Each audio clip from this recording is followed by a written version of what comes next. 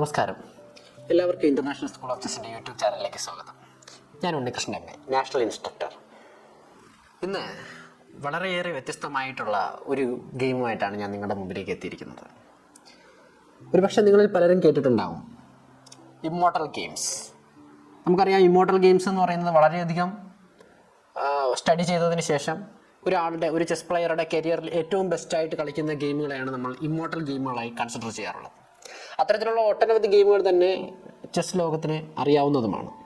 അതിൽ ഏറ്റവും ഇമ്പോർട്ടൻ്റ് ആയ ഗെയിംസിനെയാണ് ഞാൻ നിങ്ങളുടെ മുമ്പിലേക്ക് പരിചയപ്പെടുത്തുന്നത്. അതിൽ നിന്ന് ആദ്യമായി ഞാൻ നിങ്ങളോട് പരിചയപ്പെടുത്താൻ പോകുന്ന ഗെയിം എന്ന് പറയുന്നത് പോളണ്ട് കളിക്കാരായ ജോർജ് റോൾട്ട്വേ അക്കിബ റുബിൻസ്റ്റണുമായിട്ട് കളിച്ച റുബിൻസ്റ്റൻ്റെ ഇമ്മോർട്ടൽ ഗെയിമാണ് ഞാൻ നിങ്ങളെ ഇന്ന് പരിചയപ്പെടുത്തുന്നത്.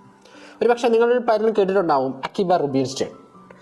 ഒരു കാലഘട്ടത്തിൽ ചെസ്സിൻ്റെ ഏറ്റവും സ്ട്രോങ് കളിക്കാരായിരുന്ന ജോസ്റൂൾ കാപ്പബ്ലാങ്കയും അലക്സാണ്ടർ അലഖേനെയും ഇമാനുവൽ ലാസ്കറിനെയും ഒക്കെ ഒരു കാലത്ത് കിടുകിട വിറപ്പിച്ചിരുന്ന കളിക്കാരൻ തന്നെയായിരുന്നു അക്കിബ റുബിൻസ്റ്റൺ. റുബിൻസ്റ്റൺ പൊസിഷണൽ സ്റ്റൈലും അതോടൊപ്പം അദ്ദേഹത്തിൻ്റെ എൻഡ് ഗെയിം ചാതുര്യവും നമുക്ക് ഒരിക്കലും വർണ്ണിക്കാൻ പറ്റാത്ത കാര്യം തന്നെയാണ്. ഇന്നും റൂക്ക് എൻഡിങ് പഠിക്കുന്നവർ ഏറ്റവും കൂടുതൽ ഫോളോ ചെയ്യുന്നത് അക്കിബ റുബിൻസ്റ്റൻ്റെ എൻഡ് ഗെയിംസ് തന്നെയാണ്. കാരണം അത്രത്തോളം അദ്ദേഹം ഡെഡിക്കേറ്റഡ് ആയിട്ടായിരുന്നു അതിൽ വർക്ക് ചെയ്തിരുന്നത്. മാത്രമല്ല, അദ്ദേഹത്തിൻ്റെ ഒരു ദിവസം എന്ന് പറയുന്നത് തന്നെ 7-8 മണിക്കൂർ ചെസ്സിന് വേണ്ടി അദ്ദേഹം മാറ്റിവെക്കുമായിരുന്നു. ഒരുപാട് കോൺട്രിബ്യൂഷൻസ് ചെസ്സിന് ചെയ്തിട്ടുള്ള അക്കിബ റുബിൻസ്റ്റൻ്റെ ഏറ്റവും ഇമ്മോർട്ടൽ ആയിട്ടുള്ള ഗെയിമാണ് ഞാൻ ഇന്ന് നിങ്ങളെ പരിചയപ്പെടുത്തുന്നത്. 1907 ഈ ഒരു ഗെയിം നടക്കുന്നത്. ഈ ഗെയിമിൻ്റെ ഒരു പ്രത്യേകത ഞാൻ പറഞ്ഞിരുന്നു, അക്കിബ റുബിൻസ്റ്റൻ്റെ ഇമ്മോർട്ടൽ ഗെയിം എന്നതാണ് നമുക്ക് ഇതുകൊണ്ട് മനസ്സിലാക്കാനായിട്ട് കഴിയും. രണ്ടുപേരും സ്ട്രോങ് കളിക്കാരൻ തന്നെയാണ്. റോൾട്ട്വേയും ഒട്ടും മോശമല്ലാത്ത കളിക്കാരൻ തന്നെ, വളരെ ശക്തനായ കളിക്കാരിൽ ഒരാൾ തന്നെയായിരുന്നു ജോർജ് റോൾട്ട്വേ. അപ്പോൾ ഈ ഗെയിം നമുക്കൊന്ന് പരിചയപ്പെടാം. അക്കിബ റുബിൻസ്റ്റൺ ബ്ലാക്ക് കരുക്കളുമായി കളിക്കുന്നു, റോൾട്ട്വേ വൈറ്റ്. 1907 നടന്ന ഈ ഒരു ഗെയിമിൻ്റെ ഏറ്റവും വലിയ പ്രത്യേകത എന്ന് പറയുന്നത് റോൾട്ട്വേ വൈറ്റും റുബിൻസ്റ്റൺ ബ്ലാക്ക് സൈഡും കളിച്ചു എന്ന് തന്നെയാണ്. ബ്ലാക്ക് സൈഡ് എടുത്തിട്ട് റുബിൻസ്റ്റൺ റോൾട്ട്വേ പരാജയപ്പെടുത്തുകയായിരുന്നു. എന്താണ് ഗെയിമിൽ സംഭവിച്ചത് എന്നുള്ളതിനെക്കുറിച്ച് നമുക്ക് പരിചയപ്പെടാം. D4 ഓപ്പണിങ്ങോട് കൂടി സ്റ്റാർട്ട് ചെയ്യാണ്. D4 D5. നമുക്കറിയാം, D4 D5 എന്ന് പറയുന്നത് സെൻട്രൽ കോളങ്ങളെ കൺട്രോൾ ചെയ്യുക എന്ന ഐഡിയയോട് കളിക്കുന്ന ഒരു ഗെയിം തന്നെയാണ്. വൈറ്റ് നൈറ്റ് ഓഫ് 3 കളിക്കുന്നു, പീസ് ഡെവലപ്മെൻറ്റ്. അതും സെൻട്രൽ കോളങ്ങൾ കൺട്രോൾ ചെയ്യുന്നതിന് വേണ്ടി നൈറ്റിനെ ടുവേർഡ്സ് സെൻറ്ററിലേക്ക് തന്നെയാണ് ഡെവലപ്പ് ചെയ്തിരിക്കുന്നത്. E6 D5 പോണിനെ ബാക്കപ്പ് ചെയ്യുന്നു. അതോടൊപ്പം F8 ബിഷപ്പിനെ ഡയഗണൽ ഓപ്പൺ ചെയ്യുകയാണ്. E3 C5. ബ്ലാക്ക് ടരാഷിൻ്റെ ഒരു അറ്റംപ്റ്റ് ആണ് ഇവിടെ നടത്തുന്നത്. C5 സെൻട്രലിലിരിക്കുന്ന D4 പോണിനെ താരതമ്യേന വീക്കായ C പോൺ ഉപയോഗിച്ച് D4നെ ചലഞ്ച് ചെയ്യുക എന്നുള്ളത് തന്നെയാണ് ഇവിടെ നമ്മുടെ റുബിൻസ്റ്റൺ ഉപയോഗിക്കുന്ന ഐഡിയ. C4 night C6. നമുക്കറിയാം, ഇതൊരു സെമി ടരാഷ് വേരിയേഷനിലാണ് ഇപ്പോൾ എത്തി നിൽക്കുന്നത്. ഇതിൽ ബ്ലാക്കിൻ്റെ സൈഡിൽ നിന്ന് നോക്കുകയാണെങ്കിൽ D4 സ്ക്വയറിലേക്ക് വളരെയധികം നല്ലൊരു പ്രഷറുണ്ട്. പൊതുവേ C5 പോൺ D4നെ ടാർഗറ്റ് ചെയ്യുന്നു. അവിടേക്ക് തന്നെയാണ് നൈറ്റും ടാർഗറ്റ് ചെയ്യുന്നത്. E5 സ്ക്വയറിലേക്കും കൺട്രോൾ വരുന്നുണ്ട്. എന്നാൽ വൈറ്റിൻ്റെയും നില ഒട്ടും മോശമല്ല. വൈറ്റും C4 കളിച്ചിട്ടുണ്ട്. സോ D5 സ്ക്വയർ ഇമ്പോർട്ടൻ്റ് ആണ്. അതുപോലെ തന്നെ D4നെ നല്ല രീതിയിൽ ബാക്കപ്പ് ചെയ്യുന്നുണ്ട്. രണ്ടുപേരും സ്ട്രഗിൾ ഫോർ ദി സെൻറ്റർ എന്ന് പറയുന്ന സ്ട്രാറ്റജിയിൽ തന്നെയാണ് ഗെയിം കണ്ടിന്യൂ ചെയ്യുന്നത്. നൈറ്റ് C3 കളിക്കുന്നു, knight of 6, D×C5. White D×C5 കളിക്കുകയാണ്, ബിഷപ്പ് C5. അപ്പോൾ പൊതുവേ ഇവിടെ നമുക്ക് ചെറിയൊരു പോൺ സ്ട്രക്ചറിൽ ചെറിയൊരു ചേഞ്ചസ് വന്നതായിട്ട് കാണാനായിട്ട് കഴിയുന്നുണ്ട്. നമുക്ക് നോക്കാം, സെൻറ്ററിലെ പോൺ മെജോറിറ്റി ഇപ്പോൾ ബ്ലാക്കിന് അനുകൂലമായിട്ടാണ്. 2 vs 1. ഇപ്പോൾ ഫ്ലാങ്കിൽ കിങ് സൈഡിലേക്ക് നോക്കുകയാണെങ്കിൽ 3 vs 3 തന്നെയാണ്. ദെൻ അതുപോലെ തന്നെ ഇപ്പോൾ 2 vs 1 ആണ് സെൻറ്ററിലെ പോണിന് ഉള്ള ഒരു അഡ്വാൻറ്റേജ്. അപ്പോൾ ഇതിനു വേണ്ടി തന്നെയാണ് ഈ സൈഡിലെ പോൺ C പോൺ ഉപയോഗിച്ചുകൊണ്ട് സെൻട്രൽ പോണുകളെ ചലഞ്ച് ചെയ്യുന്നതിൻ്റെ മെയിൻ ഐഡിയയും പോൺ മെജോറിറ്റി സെൻറ്ററിൽ കൂട്ടുക എന്നത് തന്നെയാണ് ഉദ്ദേശിക്കുന്നത്. A3 കളിക്കുകയാണ്. മേ ബി A3 എന്ന് പറയുന്നത് നമുക്ക് 2 രീതിയിൽ ഇതിൻ്റെ പ്ലാൻ എടുക്കേണ്ടതായിട്ട് വരും. ഒന്ന്, B4 സ്ക്വയറിൻ്റെ control already A3 porn move നടത്തുന്ന വഴി B4 സ്ക്വയറിൻ്റെ കൺട്രോൾ നേടിയെടുക്കുക എന്നുള്ളതൊരു ഉദ്ദേശമാണ്. രണ്ടാമത്തെ ഉദ്ദേശം എന്ന് പറയുന്നത് B4 വൈറ്റിന് വേണമെങ്കിൽ കളിക്കാം. B4 കളിച്ചാൽ ബ്ലാക്കിൻ്റെ ബിഷപ്പിനെ കിക്ക് ചെയ്തതിന് ശേഷം ബിഷപ്പ് B2 കളിക്കാനുള്ള ചാൻസും അവിടെ വളരെ കൂടുതലാണ്. സോ അതുകൊണ്ട് തന്നെ B4ൻ്റെ പോസിബിലിറ്റി നമുക്ക് തള്ളിക്കളയാനായിട്ട് കഴിയില്ല. A3 കളിക്കുന്നു, A6 കളിക്കുകയാണ്. അതായത് എനിക്ക് തോന്നുന്നു B4 വന്നു കഴിഞ്ഞാൽ B5 കളിക്കണമെങ്കിലോ അല്ലെങ്കിൽ അത്തരത്തിൽ, അല്ലെങ്കിൽ B6 B7 ഐഡിയ ഉപയോഗിക്കണം. അത് മാത്രമല്ല, നൈറ്റ് B5 പോലുള്ള മൂവുകൾ സ്റ്റോപ്പ് ചെയ്യുന്നതിനൂടെ വേണ്ടിയിട്ടായിരിക്കണം A6 കളിക്കുകയാണ്. സോ നമ്മൾ പ്രതീക്ഷ പോലെ തന്നെയാണ് റോൾട്ട്വേ B4 കളിക്കുന്നു, ബിഷപ്പ് D6 കളിക്കുകയാണ്. നമുക്കറിയാം ഇത്തരത്തിൽ ബിഷപ്പ് D6 എന്ന് പറയുന്നൊരു മൂവ് ഒരു പക്ഷേ ഇതൊരു പ്രൊവോക്കിംഗ് മൂവ് എന്ന് കൂടെ വേണമെങ്കിൽ നമുക്ക് പറയാം. കാരണം ഇപ്പം മേ ബി ചില കളിക്കാരെങ്കിലും C5 കുറിച്ച് ചിന്തിച്ചിരിക്കാം. നിങ്ങളിൽ പലരും C5 കുറിച്ച് ചിലപ്പോൾ ചിന്തിച്ചിട്ടുണ്ടാവും. C5 മൂവ് കളിക്കുന്നത് വളരെ നല്ലതാണോ എന്നുള്ളതിനെ കുറിച്ച് പോലും നിങ്ങൾക്ക് ചിന്തിച്ചെന്നിരിക്കാം. പക്ഷേ അപ്പം ഞാനിവിടെ നേരത്തെ പറഞ്ഞ എലമെൻറ്റുകൾ കുറച്ച് സ്ട്രോങ് ആവുന്നുണ്ട് എന്നുള്ള കാര്യം നിങ്ങൾ ചിന്തിക്കുക. ഒന്ന്, സെൻറ്റർ പോൺ മെജോറിറ്റി ഇപ്പോൾ ക്ലിയർലി ബ്ലാക്കിന് അനുകൂലമായിട്ട് വന്നു കഴിഞ്ഞു. അതോടൊപ്പം തന്നെ സെൻറ്ററിൻ്റെ കൺട്രോൾ ഓൾറെഡി ബ്ലാക്കിൻ്റെ കയ്യിലാണ് നിലവിൽ ഇപ്പോൾ ഉള്ളത്. ഒബിയസ്ലി വൈറ്റിൻ്റെ പോൺ സ്ട്രക്ചർ ബെറ്റർ തന്നെയാണ്. A3 B4 C5 എന്ന് പറയുന്ന പോൺ സ്ട്രക്ചർ ബെറ്റർ തന്നെയാണ്.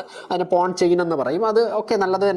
ബട്ട് അടുത്ത മൂവിൽ ഒരു പക്ഷേ നമുക്ക് ബിഷപ്പ് B8 ക്വീൻ C7 എന്ന ഐഡിയ ഒക്കെ വന്നിട്ട് ഫോളോഡ് ബൈ ക്യാസിൽ എങ്ങാനും വരുമ്പോൾ സമയത്ത് കിങ് സൈഡിലേക്ക് ഒരു സ്ട്രോങ് അറ്റാക്ക് കൊടുക്കാൻ ഒരു പക്ഷേ അത്തരത്തിലുള്ള മൂവുകൾ ഉപയോഗിക്കാം. രണ്ടാമത്തെ കാര്യം ഞാൻ നേരത്തെ പറഞ്ഞു, A6 കളിക്കുക വഴി B5 സ്ക്വയറിൻ്റെ കൺട്രോൾ ഓൾറെഡി ബ്ലാക്കിൻ്റെ കയ്യിൽ കിട്ടിയിട്ടുണ്ട്. അപ്പോൾ അതുകൊണ്ട് തന്നെ പെട്ടെന്നൊരു B5 നൈറ്റ് B5 ഒന്നും പ്രത്യേകിച്ച് സാധ്യമല്ലാത്തൊരു പോഷൻ കൂടെ മേ ബി C5 കളിക്കാമായിരുന്നു. പക്ഷേ ബിഷപ്പ് D6 കളിച്ചു. B2 ബിഷപ്പ് B2 ആണ് ഇവിടെ റോൾ ടു വൈ കണ്ടിന്യൂ ചെയ്യുന്നത്. ബിഷപ്പ് B2 കളിച്ചു. ഞാൻ ആദ്യം സൂചിപ്പിച്ചിരുന്നു. A3 കളിച്ചപ്പോൾ തന്നെ B4 B2 ആണ് മേ ബി വൈറ്റിൻ്റെ ഐഡിയ ആയിരിക്കാം ഞാൻ സൂചിപ്പിച്ചിരുന്നു. അപ്പോൾ അത്തരത്തിലൊരു പീസ് ഡെവലപ്മെൻറ്റ് ചെയ്യുന്നുണ്ട്. ഫിയാൻജെറ്റോ ബിഷപ്പിനെ കൊണ്ടുവരുന്നുണ്ട്. സോ ബ്ലാക്ക് കാസിൽ ചെയ്യാണ്. കിങ് സേഫ്റ്റി ഏറ്റവും ഇമ്പോർട്ടൻ്റ് ആയിട്ടുള്ള കാര്യം തന്നെയാണ്. കാരണം എന്തെന്നാൽ നമ്മളൊരു അറ്റാക്ക് സ്റ്റാർട്ട് ചെയ്യുമ്പോൾ സ്വാഭാവികമായിട്ട് നമ്മുടെ പീസ് ഡെവലപ്മെൻറ്റ് ഉണ്ടായിരിക്കണം. അതായത് സഫീഷ്യൻ്റ് ആയിട്ടുള്ള അറ്റാക്കേഴ്സ് നമുക്ക് ഉണ്ടാവണം. അതോടൊപ്പം തന്നെ കിങ് സേഫ്റ്റി എപ്പോൾ എൻഷുർ ചെയ്യാൻ കഴിയുമോ ആ മൊമെൻറ്റ് മുതലാണ് നമുക്ക് ഫ്രീഡത്തോടുകൂടി അറ്റാക്ക് ചെയ്യാൻ പറ്റുക. കാരണം നമ്മുടെ കിങ് സെൻറ്ററിൽ ഇരിക്കുന്ന ടൈം അത്രയും ഒപ്പം നമ്മുടെ കിങ്ങിനെ ടാർഗറ്റ് ചെയ്യാനും അറ്റാക്ക് ചെയ്യാനും വളരെ എളുപ്പമാണ്. അപ്പോൾ ആ ഒരു സിറ്റുവേഷൻ മാറുന്നതിന് വേണ്ടി castle as soon as possible കഴിയുന്നത്ര വേഗതയിൽ കാസിൽ ചെയ്ത് കിങ്ങിനെ സേഫാക്കി വയ്ക്കുക. അത് എവിടെ എങ്ങനെ ചെയ്യുന്നു എന്നുള്ളതിൽ ഇമ്പോർട്ടൻ്റ് ആയിട്ടുള്ള കാര്യമല്ല. ബട്ട് അത് കാസിൽ ചെയ്ത് കിങ്ങിനെ സേഫാക്കി വയ്ക്കുക എന്നുള്ളത് തന്നെയാണ് ഏറ്റവും ഇമ്പോർട്ടൻ്റ് ആയിട്ടുള്ള കാര്യം. അപ്പോൾ അതെല്ലാവരും മറന്നു പോകാണ്ട് കൃത്യമായിട്ട് ചെയ്യാം. രണ്ടാമത്തെ കാര്യം, ഇവിടെ വൈറ്റ് കളിക്കുന്ന move Queen D2 well place തന്നെയാണ് നമ്മൾ കാണുന്നത്. B2 ബിഷപ്പിനെ എന്ത് ചെയ്യുന്നു, കൃത്യമായി സപ്പോർട്ട് ചെയ്യുന്നുണ്ട്. C3 നൈറ്റിനെ പ്രൊട്ടക്റ്റ് ചെയ്യുന്നുണ്ട്. അതോടൊപ്പം തന്നെ ക്വീനിൻ്റെ ഒരു മൂവ്മെൻറ്റ് ഇപ്പോൾ നമ്മൾ കണ്ടു. ഇനി വേണമെങ്കിൽ ലോങ് കാസിൽ പോലുള്ള മൂവ്സ്, അതായത് C5 ലോങ് കാസിൽ പോലുള്ള ഐഡിയ വേണമെങ്കിൽ വൈറ്റിനെ ട്രൈ ചെയ്യാം. രണ്ടാമത്തെ കാര്യം എന്ന് പറയുന്നത് എന്താണ്, റൂക്ക് D1 പോലുള്ള മൂവ്സ് വേണമെങ്കിലും ട്രൈ ചെയ്യാം. വേണമെങ്കിൽ നമുക്ക് ഇങ്ങനത്തെ ഒരു മൂവിനെ കുറിച്ച് ആലോചിക്കാം. C E/D5 റൂക്ക് D1 വന്നതിന് ശേഷം ആ D5ലേക്ക് നല്ലൊരു പ്രഷർ കൊടുക്കുന്ന വേണമെങ്കിൽ നമുക്ക് ചിന്തിക്കാവുന്നതാണ്. കാരണം CD വെട്ടിയതിന് ശേഷം ഈ ഒരു സ്ക്വയറിലേക്ക് വേണ്ട നല്ലൊരു പ്രഷർ നമുക്കിവിടെ കാണാനായിട്ട് ഒരു പക്ഷേ കഴിയും. അപ്പോൾ അത്തരത്തിൽ ചിലപ്പോൾ ഒരു ഐഡിയ ക്രിയേറ്റ് ചെയ്യാനൊക്കെ നമുക്ക് ഒരു ചാൻസ് ഉള്ളത് ക്വീൻ D2 കളിക്കുമ്പോൾ തന്നെയാണ്. ഓക്കെ, സോ ക്വീൻ D2 കളിക്കുന്നു. ബ്ലാക്ക് ക്വീൻ E7 ആണ് കളിക്കുന്നത്. ആക്ച്വലി ഞാൻ നേരത്തെ സൂചിപ്പിച്ചിരുന്നു, സെൻട്രൽ കോളങ്ങളുടെ കൺട്രോള് ഇപ്പോഴും ബ്ലാക്കിൻ്റെ കയ്യിൽ തന്നെ ഉണ്ടെന്ന് നമുക്ക് പറയാം. അതായത് വൈറ്റ് ഷെയർ ചെയ്യുന്നുണ്ട്. പക്ഷെ ഒരു പക്ഷേ കൂടുതൽ പോൺ മെജോറിറ്റി 2 vs 1 എന്ന് പറയുന്ന ഒരു പോൺ മെജോറിറ്റി ആയതുകൊണ്ട് തന്നെ സെൻട്രൽ കുറച്ച് ഹോൾഡ് ഉണ്ട്. പ്രത്യേകിച്ച് എസ്പെഷ്യലി ആ E5 സ്ക്വയറിലേക്കുള്ള കൺട്രോള് നമ്മുടെ കയ്യിൽ കുറച്ച് കൂടുതലാണെന്ന് വേണമെങ്കിൽ പറയാം. കാരണം നമ്മുടെ നൈറ്റും ബിഷപ്പും ആ സ്ക്വയർ കൺട്രോൾ ചെയ്യുന്നുണ്ട്. അപ്പോൾ ഫ്യൂച്ചറിൽ നമുക്കത് വളരെയധികം ഒരു അഡ്വാൻറ്റേജ് വരുന്നതാണ്. മാത്രമല്ല ക്വീൻ E7 എന്ന് പറയുന്നത് ജസ്റ്റ് ഒരു പീസിൻ്റെ മൂവ്മെൻറ്റ് മാത്രമല്ല. നമ്മൾ നേരത്തെ ക്വീൻ D2 പറഞ്ഞ അതേ കാര്യങ്ങൾ നമ്മൾ ക്വീൻ E7 പറയേണ്ടതായിട്ടുണ്ട്. കാരണം ഇവിടെ D8 എന്ന് പറയുന്ന സ്ക്വയർ റൂക്കിന് വേണ്ടി ക്വീൻ വെക്കറ്റ് ചെയ്ത് കൊടുത്തു എന്ന് വേണമെങ്കിൽ നമുക്ക് പറയാം. കാരണം സെൻറ്ററിലേക്ക് D8ലേക്ക് റൂക്ക് വരികയാണെങ്കിൽ ആ റൂക്ക് സെൻട്രൽ സ്ക്വയറുകളെ നല്ല രീതിയിൽ കൺട്രോൾ ചെയ്യാനുള്ള ചാൻസ് കൂടുതലാണ്. യൂഷ്വലി നമ്മളെ തിയറി പറയുന്ന സമയത്ത് നമ്മൾ എപ്പോഴും സൂചിപ്പിക്കാറുണ്ട്, റൂക്കുകളെ ഒന്നുകിൽ സെമി ഓപ്പൺ ഫയലുകളിലോ അല്ലെങ്കിൽ ഓപ്പൺ ഫയലുകളിലോ പ്ലേസ് ചെയ്യണം എന്നുള്ളതാണ് നമ്മൾ എല്ലായ്പ്പോഴും പറയാറുള്ള കാര്യം. അപ്പോൾ അത് എസ്പെഷ്യലി സെൻറ്ററിൽ ഇപ്പോൾ എന്ന് പറഞ്ഞാൽ സെമി ഓപ്പൺ ആയിട്ടുള്ള ഫയലുകളാണ്, അല്ലെങ്കിൽ ഏറ്റവും കൂടുതൽ പ്രഷർ ഏറ്റവും കൂടുതൽ ഫൈറ്റ് നടക്കുന്നത് ഇപ്പോൾ സെൻറ്ററിന് വേണ്ടിയിട്ടാണ്. അപ്പോൾ അത്തരത്തിൽ സെൻറ്റർ കോളങ്ങൾ കൺട്രോൾ ചെയ്യുന്നതിൽ വളരെയധികം നിർണായക പങ്ക് നമ്മുടെ റൂക്കുകൾ വഹിക്കാറുണ്ട്. അപ്പോൾ അത്തരത്തിൽ ഒരു റൂക്ക് പ്ലേസ്മെന്റിന് വേണ്ടി കൂടി തന്നെയാണ് റുബിൻസ്റ്റൺ ക്വീൻ E7 എന്ന് പറയുന്ന ഒരു മൂവ് പ്രിഫർ ചെയ്തിരിക്കുക. സോ അടുത്ത മൂവ് എന്ന് പറയുന്നത് വളരെ ഇമ്പോർട്ടൻറ്റ് മൂവാണ്. വൈറ്റിൻ്റെ move bishop D3. It's a development move. ഇതൊരു ഡെവലപ്മെൻറ്റ് മൂവ് തന്നെയാണ്. അതോടൊപ്പം തന്നെ കൃത്യമായി H7 അത് ഫോക്കസ് ചെയ്യുന്നുണ്ട്. ഒരു ഡെവലപ്പിംഗ് മാത്രമല്ല അവിടെ നടക്കുന്നത്, അവിടെ എന്ത് ചെയ്യുന്നുണ്ട്, ഒരു പീസ് ഡെവലപ്മെൻറ്റിലൂടെ ഒരു അറ്റാക്ക് കൂടെ ക്രിയേറ്റ് ചെയ്യാണ്. അതോടൊപ്പം തന്നെ ഏറ്റവും പ്രധാനമായ കാര്യം കാസിലിന് വേണ്ട അറേഞ്ച്മെൻറ്റ്സും അവിടെ ചെയ്തു എന്നുള്ളത് വളരെ ഇമ്പോർട്ടൻ്റ് ആയിട്ടുള്ള കാര്യമാണ്. കാരണം അടുത്ത മൂവിൽ ഇനി കാസിൽ കാരണം എന്തായാലും പീസ് ഡെവലപ്പ് ചെയ്യണം. അപ്പോൾ അത് E2 ഡെവലപ്പ് ചെയ്യുന്നതിനേക്കാൾ കൂടുതൽ ബിഷപ്പിന് D3 ഡെവലപ്പ് ചെയ്യുന്നതാണ് കുറച്ചുകൂടി ബെറ്റർ. കാരണം എന്തുകൊണ്ടാണ് ഒരു അറ്റാക്ക് കൂടെ അവിടെ ക്രിയേറ്റ് ആവുന്നുണ്ട്. ഓക്കെ, ഒരു പോസിബിലിറ്റി ഉണ്ട്. സോ ഇവിടെ അടുത്ത മൂവ് റുബിൻസ്റ്റൺ കളിക്കുന്ന മൂവ് വളരെ ഇമ്പോർട്ടൻ്റ് ആയിട്ടുള്ള മൂവാണ്. ഈ ഗെയിമിൽ വളരെയധികം ചേഞ്ചസ് വരുത്താനുള്ള ഒരു മൂവാണ്. കാരണം ഈ ബിഷപ്പ് D3 എന്ന് പറയുന്ന ഒരു ഡെവലപ്പിംഗ് മൂവ് തന്നെയായിരുന്നു. പക്ഷേ ഈ ഡെവലപ്മെൻറ്റിനെ റുബിൻസ്റ്റൺ ഒരു അഡ്വാൻറ്റേജ് ആക്കി മാറ്റുകയാണ്. എങ്ങനെയാണെന്ന് നമുക്ക് നോക്കാം. ഇവിടെ റുബിൻസ്റ്റൺ D4 ക്യാപ്ചർ ചെയ്യുന്നു. നമുക്കറിയാം ഇപ്പോൾ ബിഷപ്പ് D3 എന്ന് പറയുന്ന ഒരു മൂവ് ഓൾറെഡി റോൾട്ടോയി കളിച്ചു കഴിഞ്ഞു. റോൾട്ടോയി കളിച്ച ആ മൂവിന് ശേഷം D4 കളിക്കുന്ന വഴി വീണ്ടും ബിഷപ്പ് അറ്റാക്കിലാണ്. ദാറ്റ് മീൻസ് ഒന്നുകിൽ ആ പോണിനെ ക്യാപ്ചർ ചെയ്യണം, അല്ലെങ്കിൽ ആ ബിഷപ്പ് മറ്റൊരു സ്ക്വയറിലേക്ക് മാറി നിൽക്കണം. സോ ക്യാപ്ചർ ചെയ്യേണ്ട ആ ബിഷപ്പ് മറ്റൊരു സ്ക്വയറിലേക്ക് മാറി നിൽക്കുകയാണെങ്കിൽ അടുത്ത മൂവിൽ B5 വരാനുള്ള സാധ്യതയുണ്ട്. B5 വന്നു കഴിയുന്നതോടുകൂടി ആ C4 പോൺ എന്ന് പറയുന്നത് നല്ലൊരു സ്ട്രോങ് എലമെൻ്റായി മാറുന്നതാണ് ഈ പൊസിഷനിൽ തന്നെ. അപ്പോൾ അതുകൊണ്ട് തന്നെ ബിഷപ്പ് അതിനെ ക്യാപ്ചർ ചെയ്യുന്നു. ബിഷപ്പ് ടേക്സ് C4, ദെൻ വീണ്ടും ഒരു B5 മൂവ് കളിക്കാം. ഇവിടെ നമ്മൾ ശ്രദ്ധിക്കുമ്പോൾ മനസ്സിലാവും, ഫസ്റ്റ് മൂവ് ബിഷപ്പ് D3 കളിക്കുന്നു, second move D4, ബിഷപ്പിൻ്റെ C4 capture ചെയ്യുന്നു. അടുത്ത മൂവ് B5 കളിക്കുന്നതോടുകൂടി വീണ്ടും ഒരു അറ്റാക്ക് അവിടെ ക്രിയേറ്റ് ആവുകയാണ്. അപ്പോൾ വീണ്ടും ബിഷപ്പിന് എന്ത് ചെയ്യേണ്ടി വരും? മൂവ് ചെയ്യേണ്ടതായിട്ട് വരും. സോ അപ്പോഴും റോൾട്ട് വൈ ബിഷപ്പ് D3 തന്നെയാണ് കളിക്കുന്നത്. ഓക്കെ, ഇവിടെ ബിഷപ്പ് B3 പോസിബിൾ ആണ്, ബട്ട് BD3 ആണ് ഇവിടെ കളിക്കുന്ന മൂവ്. റുബിൻസ്റ്റൻ്റെ B5 കളിച്ചതുകൊണ്ട് തന്നെ ബിഷപ്പ് B7 കളിക്കാം. പക്ഷേ ഇവിടെ ബിഷപ്പ് D3 കളിച്ചതുകൊണ്ട് തന്നെ ക്വീൻ D2 ഇരിക്കുന്നത്. മാത്രമല്ല സെൻട്രൽ ഇപ്പോൾ ഒരു ഓപ്പൺ ഫയൽ വന്നു കഴിഞ്ഞു.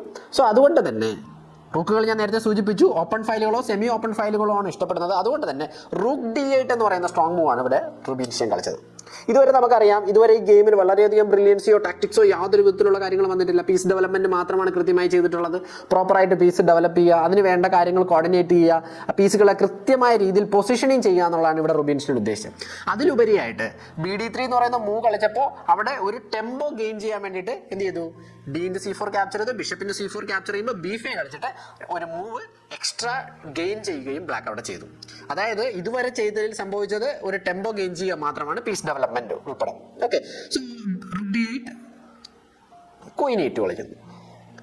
യൂഷ്വലി ഇങ്ങനെ ഒരു മൂവ് കളിക്കാനൊരു റീസൺ എന്താണെന്ന് വെച്ചാൽ, indirectly D2 ക്വീനെ D8 rook attack ചെയ്യുന്നുണ്ടായിരുന്നു. സോ അവിടെ ടാക്ടിക്സ് ക്രിയേറ്റ് ആവാനുള്ള പോസിബിലിറ്റി വളരെയധികം കൂടുതലാണ്. കാരണം ഡയറക്ട്ലി ക്വീനെ അറ്റാക്ക് ചെയ്യല്ല, ഇൻഡയറക്ട്ലി അറ്റാക്ക് ചെയ്യണം. ദാറ്റ് മീൻസ് D3 ബിഷപ്പ് എന്ന് പറയുന്ന പിന്നാണ്. അപ്പോൾ ആ ബിഷപ്പിന് അഗെയിൻസ്റ്റ് ലൈക്ക് ഇതുപോലുള്ള ടാക്ടിക്സുകൾ ചിലപ്പോൾ വന്നിരിക്കാം. ബിഷപ്പിൻ്റെ B4, A B4, നൈറ്റിൻ്റെ B4 ഒരു പക്ഷേ D3 ബിഷപ്പ് ഹാങ്ങിങ് ആയിരിക്കാം. ബട്ട് ഈ ഒരു സിറ്റുവേഷനിൽ ബിഷപ്പിൻ്റെ H7 ഒക്കെ കളിക്കാൻ പോസിബിൾ ആണ്, കളിക്കാൻ പ്രോബ്ലം ഒന്നുമില്ല. പക്ഷേ ഞാൻ പറയുന്ന ഒരു സിറ്റുവേഷൻ എന്താണെന്ന് വെച്ചാൽ, അത്തരത്തിൽ ഉള്ള ടാക്ടിക്സ് ക്രിയേറ്റ് ചെയ്യാനുള്ള പോസിബിലിറ്റി വളരെയധികം കൂടുതലാണ്. അപ്പോൾ സ്ട്രോങ് കളിക്കാരെല്ലാം എന്താ ചെയ്യുന്നതെന്ന് വെച്ച് കഴിഞ്ഞാൽ, അത്തരം പോസിബിലിറ്റികളെ തന്നെ ആദ്യമേ അവർ ഇല്ലാതാക്കും എന്നുള്ളത് തന്നെയാണ്. അപ്പോൾ അത്തരത്തിൽ ടാക്ടിക്സ് ക്രിയേറ്റ് ആവുന്ന പൊസിഷനിലേക്ക് കഴിയുന്നതും പോകാതിരിക്കുക എന്നത് തന്നെയായിരിക്കും മെയിൻ ഐഡിയ.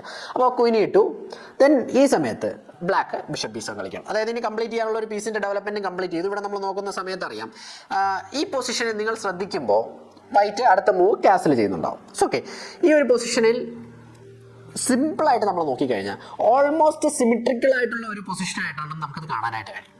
കാരണം അടുത്ത മൂവ് എന്ന് പറയുന്നത് വളരെ ഇമ്പോർട്ടൻറ്റ് മൂവാണ്.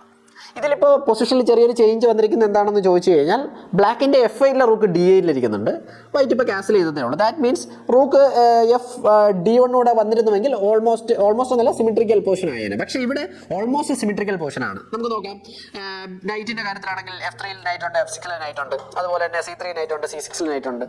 ഇനി നമ്മൾ ബിഷപ്പിൻ്റെ കാര്യം നോക്കുകയാണെങ്കിൽ B7 B2 ബിഷപ്പ് ഉണ്ട്, D6 D3 ബിഷപ്പ് ഉണ്ട്. ക്വീനിൻ്റെ പോർഷൻ നോക്കിയാൽ തന്നെ നമുക്കറിയാൻ പറ്റും, ക്വീൻ E2 E7 ക്വീനും ഇരിക്കുന്നുണ്ട്. സിമിട്രിക്കൽ തന്നെയാണ് king G8, king G1. Okay, so ഇവിടെ വളരെ ഇമ്പോർട്ടൻ്റ് ആയിട്ടുള്ള ഞാൻ ആദ്യം മുതൽ സ്ട്രെസ് ചെയ്യുന്ന ഏറ്റവും നല്ല പോയിന്റ് എന്ന് പറയുന്നത് സെൻറ്ററാണ്. അപ്പോൾ ഈ ഗെയിമിൻ്റെ സ്ട്രാറ്റജിയും ആദ്യം മുതൽ സ്ട്രഗിൾ ഫോർ ദി സെൻറ്റർ എന്ന് പറയുന്ന സ്ട്രാറ്റജി തന്നെയാണ് അവർ യൂസ് ചെയ്തിരുന്നത്. ബട്ട് ഈ മൊമെൻറ്റിൽ ഏറ്റവും ഇമ്പോർട്ടൻ്റ് ആയിട്ടുള്ള മൂവാണ് ഇവിടെ റുബിൻസ്റ്റൺ കളിക്കുന്നത്. ആ move night E4, it's A good move, excellent move. Because എന്താ പറയുക, ഇത് വൈറ്റ് നൈറ്റ് E4 കളിക്കാൻ പറ്റാത്തൊരു സിറ്റുവേഷൻ കൂടെ. വൈറ്റിൻ്റെ അടുത്ത മൂവിൽ നൈറ്റ് E4 വേണമെങ്കിൽ കളിക്കാമായിരുന്നു. അപ്പോൾ ആദ്യം ബ്ലാക്ക് നൈറ്റ് E5 കളിച്ചുകൊണ്ട് തന്നെ ഇനി ഒരു പക്ഷേ വൈറ്റിന് നൈറ്റ് E4 കിട്ടുകയില്ല. ദാറ്റ് മീൻസ് ഈ ഒരു മൊമെൻ്റ് എന്ന് പറയുന്ന ക്രൂഷ്യൽ മൊമെൻ്റ് ആണ്. ഇവിടെ ഇപ്പോൾ വൈറ്റ് ടു പ്ലേ ആണെങ്കിൽ വൈറ്റ് നൈറ്റ് E4 കളിക്കും. സെൻറ്റർ കൺട്രോൾ ചെയ്യുന്നതോടൊപ്പം തന്നെ ഒരു നല്ലൊരു പോസ്റ്റിംഗ് കൂടെയാണ് അത്തരത്തിൽ ആ നൈറ്റ് അവിടെ വരുന്നത്. എന്നാൽ ബ്ലാക്കിൻ്റെ മൂവ് ആയതുകൊണ്ട് തന്നെ ബ്ലാക്ക് നൈറ്റ് E5 കളിക്കുന്നത് ഇറ്റ്സ് എ ഗുഡ് മൂവ്. കാരണം ഈ നൈറ്റ് ചെയ്യുന്ന കാര്യങ്ങൾ നമുക്ക് വളരെ സിമ്പിളായിട്ട് നോക്കുമ്പോൾ അറിയാൻ പറ്റും. അറ്റാക്കും ഡിഫൻസും ഒരുപോലെ ചെയ്യുന്നുണ്ട് ഈ നൈറ്റ്. E5 ഇരിക്കുന്ന നൈറ്റ് F3 അറ്റാക്ക് ചെയ്യുന്നുണ്ട്, D3 അറ്റാക്ക് ചെയ്യുന്നുണ്ട്, C4 കൺട്രോൾ ചെയ്യുന്നുണ്ട്, G4 കൺട്രോൾ ചെയ്യുന്നുണ്ട്. അതോടൊപ്പം തന്നെ നമ്മുടെ ക്യാമ്പിലെ G6 F7 D7 C6 എന്നീ സ്ക്വയറുകൾ കൂടെ കൺട്രോൾ ചെയ്യുന്നുണ്ട്. ഓക്കെ, സോ ആ നൈറ്റ് സ്ട്രോങ് നൈറ്റ് ആണെന്നുള്ള കാര്യം റോൾ ടു വൈക്ക് മനസ്സിലായി. അപ്പോൾ അതുകൊണ്ട് തന്നെ റോൾ ടു വൈ നൈറ്റ് ടേക്സ് E5 കളിക്കുകയാണ്. Knight takes E5, bishop takes E5, bishop പിന്നെയും സെൻറ്ററിലേക്ക് വരുന്നു. ആ മൂവ്മെൻറ്റിൽ വൈറ്റിൻ്റെ അടുത്ത മൂവ് എന്ന് പറഞ്ഞാൽ അത്ര നല്ല മൂവായിട്ട് കൺസിഡർ ചെയ്യാൻ, it's A interesting move, but അത്ര നല്ല മൂവായിട്ട് കൺസിഡർ ചെയ്യുന്നില്ല. ഇവിടെ മുതലാണ് വൈറ്റിൻ്റെ ക്യാമ്പിലെ പ്രോബ്ലംസ് സ്റ്റാർട്ട് ചെയ്ത് തുടങ്ങുന്നത്. ഓക്കെ, ഈ പൊസിഷനിൽ യൂഷ്വലി നമുക്ക് വേണമെങ്കിൽ കണ്ടിന്യൂ ചെയ്യാൻ പറ്റുന്ന റൂക്ക് D1 അല്ലെങ്കിൽ റൂക്ക് C1 വെച്ചിട്ട് നമുക്ക് നോർമലി കണ്ടിന്യൂ ചെയ്യാം. ബട്ട് ഇപ്പോൾ റൂക്ക് C1 നമുക്കിവിടെ കളിക്കുകയാണെങ്കിൽ rook C1, rook takes D3, Queen takes D3, night G4, അത്തരത്തിൽ ഒരു ടാക്ടിക്സ് അല്ലെങ്കിൽ H3 വരാനുള്ള പോസിബിലിറ്റി ഉണ്ട്. സോ അതിനുശേഷം നമുക്ക് വേണമെങ്കിൽ എന്ത് ചെയ്യാം, ക്വീൻ H4 ഉള്ള മൂവുകളൊക്കെ കളിച്ചതിന് ശേഷം മേ ബി ഒരു അറ്റാക്ക് അത്തരത്തിൽ ചെയ്യാനായിട്ട് കഴിയും. പിന്നെ അതുപോലെ തന്നെ G3 കളിക്കുകയാണെങ്കിൽ ക്വീൻ H4, അത്തരത്തിൽ ആ മൊമെൻറ്റിൽ നമുക്ക് ഒരു ടാക്ടിക്സ് വേണമെങ്കിൽ ക്രിയേറ്റ് ചെയ്യാം. കാരണം ഈ മൊമെൻറ്റിൽ എന്താണ് G×H4 കളിക്കാനായിട്ട് സാധ്യമല്ല, കാരണം ബിഷപ്പിൻ്റെ H2 എന്ന് പറയുന്നത് ചെക്ക്മേറ്റ് ആണ്. സോ അതുകൊണ്ട് തന്നെ ആ മൂവ് കളിക്കാനായിട്ട് സാധ്യമല്ല. സോ അല്ലെങ്കിൽ പിന്നെ F4 കളിക്കുമ്പോൾ നമുക്ക് അന്നേരം ക്വീൻ H4 പോസിബിൾ ആണ്. കാരണം മെയിൻ ഐഡിയ എന്ന് പറയുന്നത് ക്വീൻ H2 മേറ്റ് തന്നെയാണ്. ഓക്കെ, H3 കളിച്ച് കഴിഞ്ഞാൽ നമുക്ക് ക്വീൻ G3 പോലുള്ള ഐഡിയ ആലോചിച്ചിട്ട് നമുക്ക് എന്ത് ചെയ്യാം, കളിക്കാവുന്നതാണ്. കാരണം ഇപ്പോൾ G2ലേക്കും മെയിറ്റ് ഉണ്ട്, ക്വീൻ H2ലേക്കും അറ്റാക്ക് ചെയ്യുന്നുണ്ട്. സോ രണ്ട് അറ്റാക്കും കൃത്യമായിട്ട് കൊടുക്കുന്നത് കാരണം നമ്മൾ ലോങ് റേഞ്ചുള്ള ബിഷപ്പിനെ എല്ലായ്പ്പോഴും ശ്രദ്ധിക്കുക. ലോങ് റേഞ്ച് ഇരിക്കുന്ന പീസുകൾ വളരെ ഇമ്പോർട്ടൻ്റ് ആണ്. കാരണം പലപ്പോഴും നമ്മൾ ശ്രദ്ധിക്കപ്പെടാതെ പോകുന്ന ഒരു കാര്യം കൂടെയാണ് ലോങ് റേഞ്ചിലിരിക്കുന്ന പീസുകൾ നമ്മൾ ശ്രദ്ധിക്കില്ല. ഓക്കെ, അപ്പോൾ B7 ബിഷപ്പ് ഉണ്ടെന്ന കാര്യം നമ്മൾ ഓർക്കുക. സോ ബിഷപ്പിൻ്റെ E5 കളിക്കുന്ന സമയത്ത് വൈറ്റ് കളിച്ച മൂവ് F4 ആണ്. ഇത് അത്ര നല്ല മൂവായിട്ട് പരിഗണിക്കപ്പെടുന്നില്ല. അതാണ് ആ ഒരു മൂവിൻ്റെ ഒരു പ്രത്യേകത എന്ന് പറയുന്നത്. സോ ബിഷപ്പ് C7ലേക്ക് വരുന്നു. വൈറ്റിൻ്റെ അടുത്ത മൂവ് E4 കളിക്കുകയാണ് വൈറ്റ്. അപ്പോൾ E4 കളിക്കുന്നത് അതും അത്ര നല്ല മൂവായിട്ട് കൺസിഡർ ചെയ്യുന്നില്ല എന്നുള്ളത് വളരെ ഇമ്പോർട്ടൻ്റ് ആണ്. കാരണം ഇവിടെ B7 C7 എന്ന് പറയുന്ന രണ്ട് സ്ക്വയറുകൾ മൈനർ പീസുകളായ ലോങ് റേഞ്ച് കൺട്രോൾ ചെയ്യുന്ന ലൈറ്റ് സ്ക്വയർ ബിഷപ്പും ഡാർക്ക് സ്ക്വയർ ബിഷപ്പും ഓൾറെഡി കൺട്രോൾ ചെയ്യുന്നുണ്ട്. സോ ഇപ്പോൾ ഈ E4 എന്ന് പറയുന്ന ഒരു മൂവ് കളിക്കുന്നതോടുകൂടി ബ്ലാക്കിൻ്റെ ബിഷപ്പിൻ്റെ ആക്ടിവിറ്റി വളരെ കൂടുതലാണ്. എസ്പെഷ്യലി ഡാർക്ക് സ്ക്വയർ ബിഷപ്പിൻ്റെ ആക്ടിവിറ്റി വളരെ കൂടുതലാണ്. സോ അതൊരു റീസൺ. രണ്ടാമത്തെ കാര്യം, ഇനി റുബിൻസ്റ്റീൻ്റെ ക്യാമ്പിൽ അല്ലെങ്കിൽ ബ്ലാക്കിൻ്റെ ക്യാമ്പിൽ ബ്ലാക്കിന് ഒരു പീസിനെ കൂടെ ഡെവലപ്പ് ചെയ്യാനുണ്ട്. അത് നമ്മുടെ ഏറ്റിലിരിക്കുന്ന റൂക്കാണ്. ബാക്കി എല്ലാ പീസും ഓൾമോസ്റ്റ് ഫങ്ഷനിങ് ചെയ്യുന്ന പീസുകളാണ്, പ്ലേസ്മെൻറ്റ് കറക്റ്റായ പീസുകളാണ്. ഓക്കെ, സോ റൂക്ക് C8 കളിക്കുന്നു ബ്ലാക്ക്. വൈറ്റ് സെൻട്രൽ വീണ്ടും പുഷ് ചെയ്യാണ്, E5 കളിച്ച് അറ്റാക്ക് ചെയ്യുന്നു. It's a blunder. എന്തുകൊണ്ടാണെന്ന് ചോദിച്ചാൽ, ഇത് ബ്ലണ്ടർ ആണെന്ന് പറയാനൊരു റീസൺ, അക്കീബ റുബിൻസ്റ്റീനെ പോലെയുള്ള ഒരു കളിക്കാരുണ്ട്, ലോകോത്തര നിലവാരത്തിൽ കളിക്കുന്ന വേൾഡ് ചാമ്പ്യൻ ആകാതെ പോയ സ്ട്രോങ് കളിക്കാരിൽ ഒരാളാണ് അക്കീബ റുബിൻസ്റ്റീൻ. അപ്പോൾ അത്തരത്തിലൊരു കളിക്കാരനടുത്ത് ഞാൻ നേരത്തെ F4 കളിച്ചപ്പോൾ തന്നെ സൂചിപ്പിച്ചിരുന്നു, A7 G1 ഡയഗണൽ ഓൾറെഡി വീക്കായി കഴിഞ്ഞു, ഡാർക്ക് സ്ക്വയർ വീക്ക്നെസ് വന്നു കഴിഞ്ഞു, ആ ഡയഗണൽ വീക്കാണ്. പ്ലസ് ഇപ്പോൾ E5 കളിക്കുന്നത് വഴി A8 H1 ഡയഗണൽ കൂടെ വീക്കായിട്ടുണ്ട്. സോ ഈ ഒരു പെയർ ബിഷപ്പിൻ്റെ ഈ ഒരു അഡ്വാൻറ്റേജ് വളരെ ഇമ്പോർട്ടൻ്റ് ആണ്.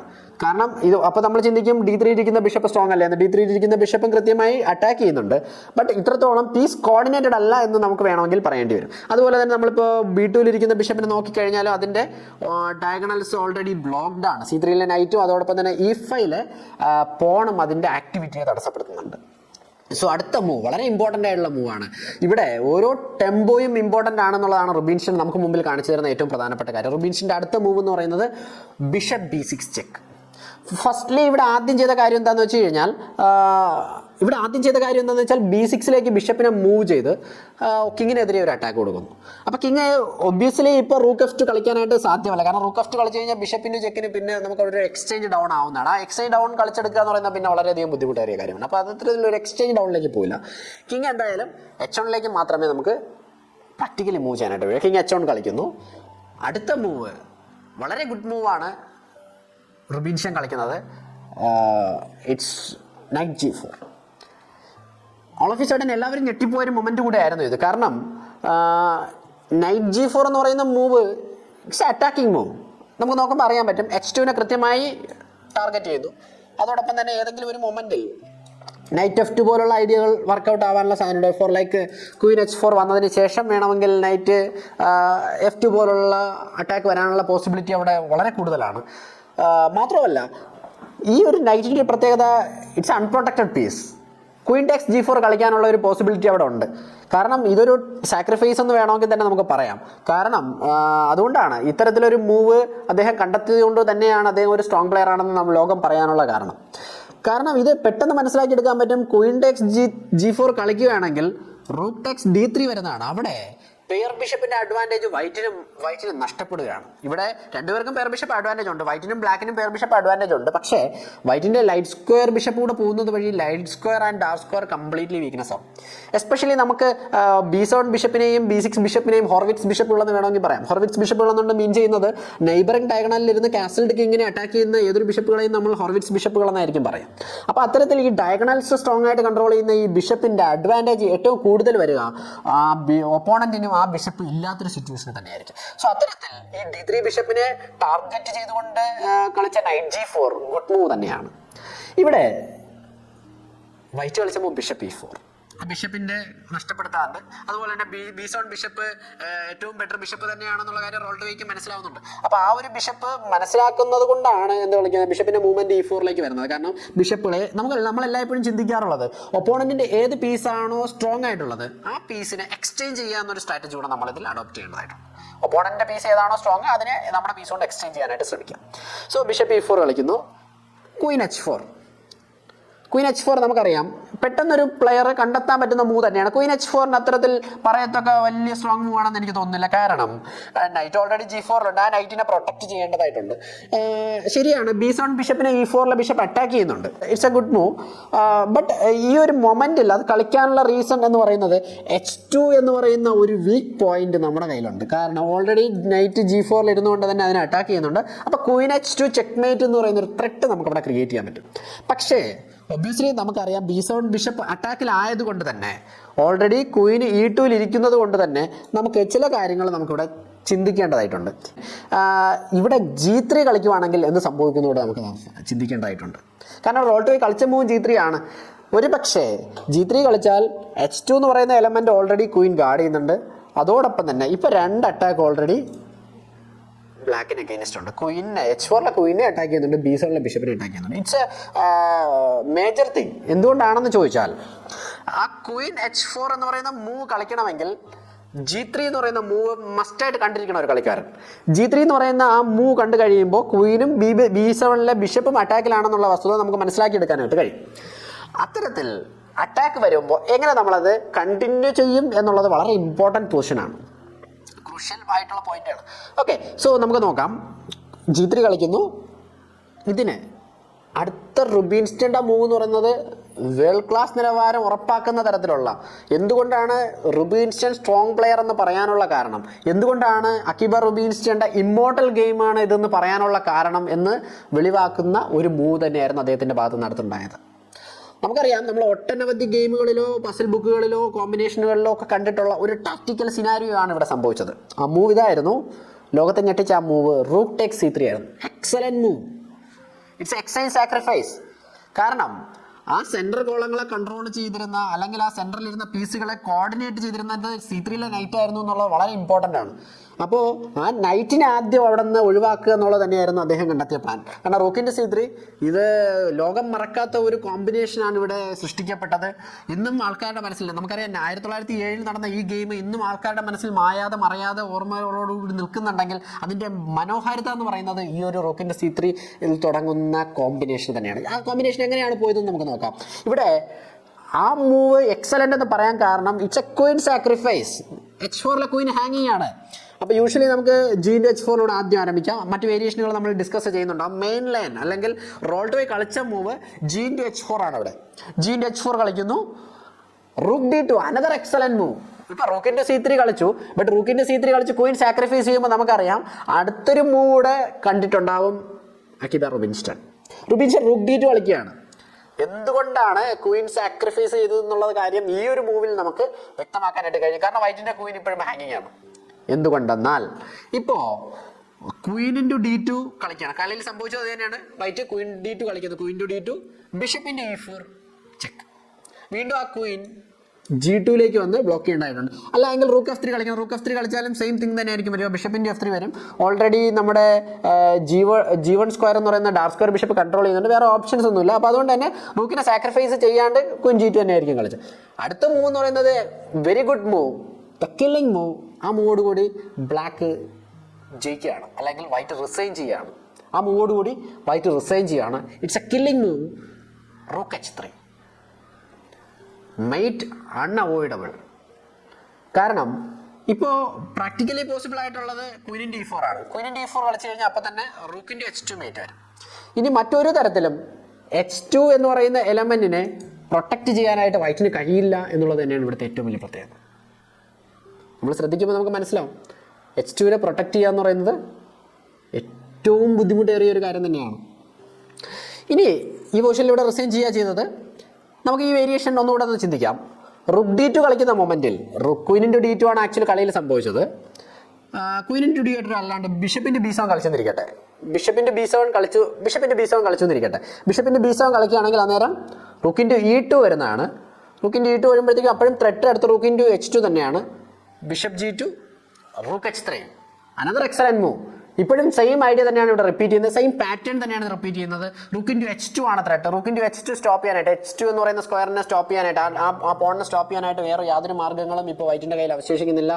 സോ അതുകൊണ്ട് തന്നെ ആ ഗെയിമും ലോസ്റ്റ് ആണ്. ഇത് അക്ബർ റൂബിൻസ്റ്റന്റെ കരിയറിലെ തന്നെ ഏറ്റവും ബ്യൂട്ടിഫുൾ ആയ ഗെയിമുകളിൽ ഒന്നായി ഇതിനെ കൺസിഡർ ചെയ്യപ്പെടുന്നു. ഇവിടെ മറ്റേതെങ്കിലും ഒരു ഓപ്ഷൻ റൂക്കിൻ്റെ C3 അല്ലാണ്ട് മറ്റ് യാതൊരു ഓപ്ഷനും അവിടെ കാണുന്നില്ല. റുക്കിൻ്റെ C3 എക്സലന്റ് മൂവ്. അതോടൊപ്പം തന്നെ G H4, റുക്ക് D2 another excellent move. Queen D2 അല്ലാണ്ട് ബിഷപ്പിൻ്റെ B7 നമ്മൾ ഡിസ്കസ് ചെയ്തതായിരുന്നു. Queen D2, ബിഷപ്പിൻ്റെ A4, Queen G2, rook H3. It's A killing move. അപ്പോൾ ഈ ഒരു ഗെയിമോട് കൂടി റുബിൻസ്റ്റന്റെ ഇമ്മോർട്ടൽ ഗെയിം കഴിയുകയാണ്. റുബിൻസ്റ്റന്റെ ഇമ്മോർട്ടൽ ഗെയിം എല്ലാവർക്കും ഇഷ്ടപ്പെട്ടു എന്ന് കരുതുന്നു. ഈ ഗെയിം എല്ലാവർക്കും ഇഷ്ടപ്പെട്ടുവെങ്കിൽ വീഡിയോ ലൈക്ക് ചെയ്യുക. ചാനൽ ഇതുവരെയും സബ്സ്ക്രൈബ് ചെയ്യാത്തവർ സബ്സ്ക്രൈബ് ചെയ്യുക. അതോടൊപ്പം തന്നെ നിങ്ങൾ തരുന്ന ഓരോ കമൻറ്റും സപ്പോർട്ടുമാണ് ഇനി ഒരുപാട് വീഡിയോകൾ ചെയ്യുന്നതിന് എനിക്കുള്ള പ്രചോദനം. എന്തെങ്കിലും മിസ്റ്റേക്കുകൾ കാണുന്നുണ്ടെങ്കിൽ കൃത്യമായി കമൻറ്റ് ചെയ്യുക. അതോടൊപ്പം തന്നെ ചാനൽ എല്ലാവരും ഫോളോ ചെയ്യുക. കൃത്യമായിട്ട് ഈ പറയുന്ന ഗെയിമുകളെല്ലാം തന്നെ ഒരു സീരിയസ് ആയിട്ട് ഗെയിം നോക്കുന്ന ഒരു കളിക്കാരനെ സംബന്ധിച്ച് ഏറ്റവും ആവശ്യമുള്ള ഗെയിമുകൾ തന്നെയാണ്. കാരണം നമ്മൾ കണ്ടിരിക്കേണ്ട, മനസ്സിലാക്കിയിരിക്കേണ്ട ഗെയിമുകളും തീമുകളുമാണ് എടുക്കുന്നത്. എസ്പെഷ്യലി ഞാൻ ഗെയിമുകൾ സെലക്ട് ചെയ്യുമ്പോഴത്തേക്ക് ശ്രദ്ധിക്കാറുള്ള ഒരു കാര്യം, അതിൽ നിന്നും എന്തെങ്കിലും ഒരു കണ്ടന്റ് നിങ്ങൾക്ക് പറഞ്ഞു തരാനുണ്ടെങ്കിൽ, അല്ലെങ്കിൽ ആ ഒരു കണ്ടന്റ് ഏറ്റവും ഇമ്പോർട്ടൻ്റ് ആയിട്ടുള്ള ഒരു കണ്ടന്റ് ആണെങ്കിൽ മാത്രമേ ഞാനൊരു വീഡിയോ സെലക്ട് ചെയ്യാറുള്ളത്. അപ്പോൾ അതുപോലെ തന്നെ ഇനി വരുന്ന വീഡിയോകളിൽ എല്ലാവരുടെയും കസ്പറോവിൻ്റെയും ആനന്ദിൻ്റെയും പോവിൻ്റെയും ഒട്ടനവധി വേൾഡ് നിലവാരത്തിലുള്ള കളിക്കാരുടെ, അല്ലെങ്കിൽ വേൾഡ് ചാമ്പ്യൻ ആകാതെ പോയ വേൾഡ് നിലവാരത്തിലുള്ള കളിക്കാരുടെ ഗെയിമുകളായിരിക്കും ഞാൻ നിങ്ങളുടെ മുമ്പിലേക്ക് എത്തിക്കുക. എല്ലാവർക്കും വീഡിയോ ഇഷ്ടപ്പെട്ടു എന്ന് കരുതുന്നു. Signing out, Unnikrishnan MA, national instructor.